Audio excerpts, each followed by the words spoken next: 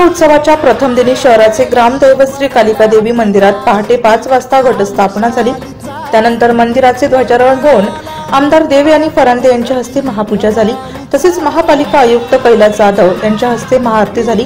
त्यानंतर आयुक्त जाधव पत्रकारांशी बोलताना म्हणाले, आज कोरोनाच्या पार्श्वभूमीवर या नवरात्रीच्या पहिल्या रात्रीच्या पवित्र पर्वाला सुरुवात होत आहे आणि त्याची या कालिका मातेच्या मंदिरामध्ये आरती सपत्नीक मी केलेली आहे।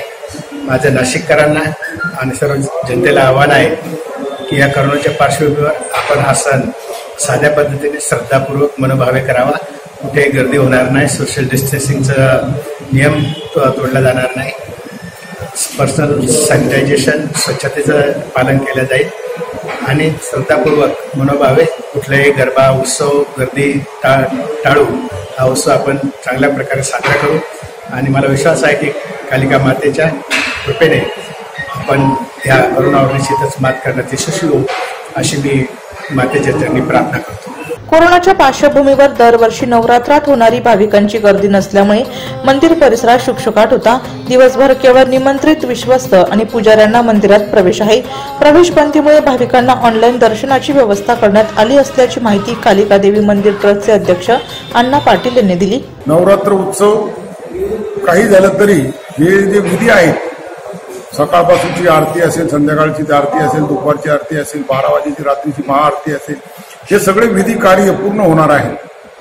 नवरात्र जी आहे ती चालूच राहणार आहेत, परंतु भाविकांना मध्ये प्रवेश नाहीये। भाविकांनी कृपया युट्यूबच्या माध्यमातून असेल, फेसबुकच्या माध्यमातून असेल, चॅनलच्या माध्यमातून अनेक पत्रकारांनी याची शूटिंग केलेली आहे आणि ती याच्यावर दाखवण्यात येणार आहे। तरी त्याचा फायदा घेऊन भाविकांनी ऑनलाईन दर्शन घ्यावं अशी माझी एक त्या भाविकांना विनंती आहे। 102 वर्षापूर्वी प्लेगच्या साथीमुळे यात्रा बंद करण्यात आली होती। त्यानंतर यावर्षी कोरोनाच्या साथीमुळे यात्रा रद्द करण्यात आली आहे। भक्तांनी घरात राहूनच देवीची आराधना करावी असे आवाहन ट्रस्टचे अध्यक्ष अण्णा पाटील, सचिव डॉक्टर प्रतापराव कोठावळे, कोषाध्यक्ष सुभाष तळाजिया, सदस्य किशोर कोठावळे, संतोष कोठावळे, आबा पवार, विशाल पवार, योगेश पवार, माजी नगरसेवक दत्ता पाटील, सुरेंद्र कोठावळे आदींनी केले आहे।